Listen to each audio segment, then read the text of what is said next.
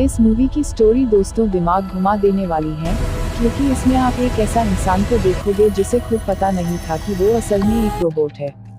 तो चलिए बिना किसी देरी के शुरू करते हैं। मूवी की शुरुआत में हम देखते हैं कि एक लड़की किसी जगह पर अपना मिशन पूरा करने के लिए जा रही थी, लेकिन उस जगह पर आतंकी किस्म के रोबोट्स थे जो किसी भी हाल में लड़की को मार देना चाहते थे। लेकिन दोस्तों लड़की भी किसी कमांडो से कम नहीं थी, वो एक एक करके सारे रोबोट को मार देती है और आगे बढ़ती है। लेकिन दोस्तों एक रोबोट ऐसा होता है कि वो लड़की की भी हवा टाइट कर देता है और एक पल के लिए लड़की को भी लगता है कि मैं तो गई। लेकिन दोस्तों अब आता है मूवी में ट्विस्ट, क्योंकि जिस लड़की को हम देख रहे थे वो भी दरअसल एक रोबोट थी और कई वैज्ञानिकों ने उसमें ऐसा प्रोग्राम इंस्टॉल किया था कि वो अकेली लड़की एक पूरे के पूरे देश की सेना को खत्म कर दे। आगे हम देखते हैं कि उस फैक्ट्री में योद्धा जैसे रोबोट बनाए जा रहे थे और ये लड़की भी उन सभी में से एक थी। देखिए भाई लोग एक बार ये नज़ारा, क्योंकि ऐसा नज़ारा सिर्फ और सिर्फ हाई बजट मूवीज में ही देखने को मिलता है। अब हम देखते हैं कोरिया के कुछ ऑफिसर्स इस रोबोट की जांच करने के लिए आए थे, क्योंकि 13 ऐसी जगह थी जो स्पेस में थी और इंसानों ने वहां पर कब्जा जमा लिया था। सारे देश यही चाहते थे कि वो 13 की 13 चेंबर उन लोगों की हो जाए, इसीलिए वहां पर आए दिन युद्ध चलता रहता। वैज्ञानिकों का एक सदस्य ऑफिसर्स को कहता है कि हमने एक योद्धा से भी बढ़कर एक रोबोट बनाया है जिसका नाम है जंगी, क्योंकि सारी जंग को जीतने की इसमें काबिलियत है, इसीलिए हमने ये नाम दिया है। लेकिन दोस्तों ऑफिसर्स को रोबोट पर कुछ खास भरोसा नहीं था, क्योंकि जिस पल को हमें मूवी की शुरू में देखा ये रोबोट वो टेस्ट पार नहीं कर पाया था और स्पेस में गृह युद्ध दोस्तों ऑफिसर्स के मुताबिक 40 सालों से चल रहा था और वो किसी भी हाल में उस युद्ध को रोकना चाहते थे। दोस्तों वैज्ञानिकों की हेड सारे ऑफिसर्स को वादा करती हैं कि हम जंगी को किसी भी हाल में टेस्ट पूर्ण करवा के रहेंगे और कहती हैं कि जंगी को हम इतना काबिल बनाएंगे ताकि उसका नाम इतिहास के पन्नों में अमर हो जाए। दोस्तों ऑफिसर्स ने उन लोगों को कहा था कि अगर ये रोबोट अपने सभी टेस्ट में पास हो गया तो हम आपको मिलियंस ऑफ रोबोट बनाने का ऑर्डर दे देंगे। इसीलिए वैज्ञानिक की हेड सोच रही थी कि वो क्या बदलाव करे जंगी में ताकि वो सारे टेस्ट पार कर पाए। वैज्ञानिक ने उस रोबोट में ऐसा डिवाइस फिट किया था जिसकी वजह से उस रोबोट में इंसानों की तरह इमोशन आ गए थे, मतलब इंसानों को कैसे दर्द होता है और वो दर्द फील कर सकता है सेम टू सेम वैसा। और दिमाग भी किसी आम इंसान का नहीं बल्कि इस देश की महान योद्धा जो एक औरत थी उसका दिमाग इस रोबोट में फिट किया था। और दोस्तों ये वैज्ञानिक और कोई नहीं बल्कि उस महान योद्धा की बेटी थी जो कैंसर जैसी खतरनाक बीमारी से पीड़ित थी और डॉक्टर ने उसे कहा था कि इस बड़ी बीमारी के चलते आपकी 3 महीनों के अंदर मौत हो जाएगी। आगे हम देखते हैं कि रोबोट की फिर से टेस्टिंग हो रही थी और इन सब से वैज्ञानिक काफ़ी दुखी थी, क्योंकि जिस रोबोट की टेस्टिंग हो रही थी उस रोबोट में उस वैज्ञानिक औरत की मां का ब्रेन डाटा यूज़ हो रहा था। अगले दिन वैज्ञानिक के कंपनी का लीडर प्रेसिडेंट के साथ मीटिंग करने के लिए जाता है, क्योंकि उसे किसी भी तरह से वो रोबोट प्रेसिडेंट को बेचकर ढेर सारे पैसे कमाने थे। लेकिन उसका बुरा वक्त चल रहा था, उसी वजह से उस दिन प्रेसिडेंट अपने ऑफिस पर हाजिर नहीं थे और ये पता चलते ही लीडर मायूस होकर वहाँ से वापस चला जाता है। दोस्तों जैसे ही सारे लोग वापस अपने ऑफिस जाते हैं तो देखते हैं कि खुद प्रेसिडेंट वहाँ पर सबकी राह देख रहे थे।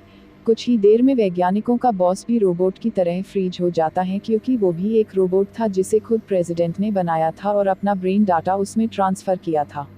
प्रेसिडेंट वैज्ञानिक औरत को कहता है कि ये सब बनाना बंद कर दो क्योंकि इससे कुछ हासिल नहीं होने वाला। ये बातें सुनकर वैज्ञानिक औरत थोड़ी सी दुखी हो जाती हैं, लेकिन दोस्तों प्रेसिडेंट की बात भी सच थी, क्योंकि किसी इंसान का दिमाग रोबोट के अंदर घुसाना यानी कि उस इंसान को अमर करने के बराबर था जो कुदरत के खिलाफ था। इसीलिए प्रेसिडेंट कहता है कि साफ सुथरे और कमांडो रोबोट बनाओ, ना कि किसी इंसानों के दिमाग वाले, क्योंकि ये सब संस्कृति के खिलाफ हैं।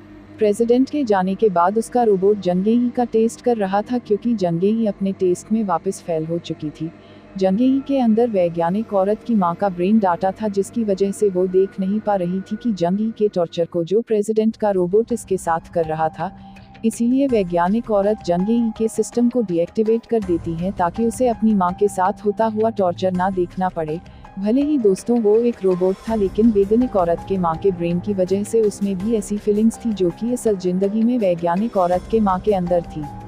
वैज्ञानिक औरत अपनी मां के रोबोट से बात करते वक्त बहुत ज़्यादा इमोशनल हो चुकी थी, क्योंकि उस रोबोट के अंदर उसकी मां का ब्रेन था, उसकी वजह से उसे सब याद था।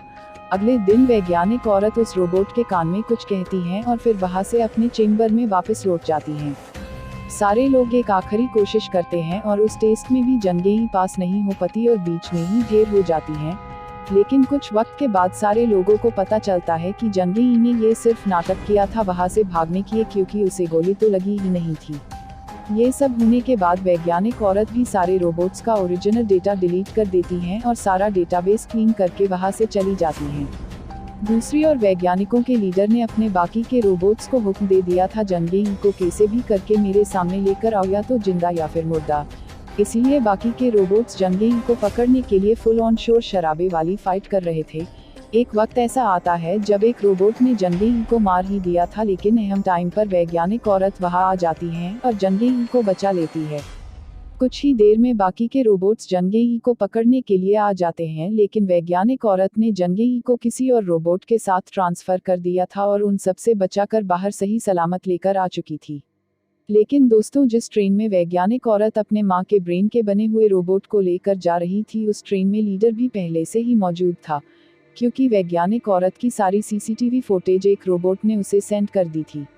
लीडर सीधा वैज्ञानिक औरत को साइड में गोली मार देता है, जिसकी वजह से वैज्ञानिक औरत जख्मी हो जाती है।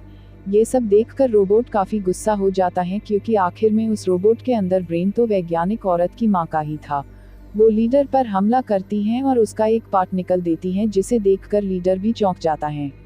उस वक्त वैज्ञानिक औरत लीडर को सच्चाई बताती हैं कि तुम इंसान नहीं बल्कि प्रेसिडेंट के एक खिलौने हो और वो तुम्हें जब चाहे तब मार सकते हैं। ये बातें सुनकर उसमें और जंगेई में काफी घमासान वाली, मतलब की तबाही वाली फाइट होती है। जरा देखिए आप एक बार।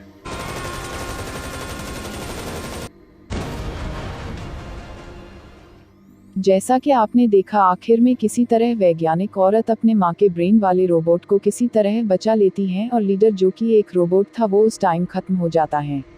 लास्ट में दोस्तों, वैज्ञानिक औरत अपनी माँ के ब्रेन वाले रोबोट को भगा देती हैं, क्योंकि अगर एजेंसी वाले उसे पकड़ लेते तो उसे खत्म कर देते, और वैज्ञानिक औरत अपने माँ के ब्रेन को जिंदा रखना चाहती थी। जंगेई भी वहाँ से भाग जाती हैं और यहाँ पर दोस्तों मूवी की एंडिंग हो जाती है।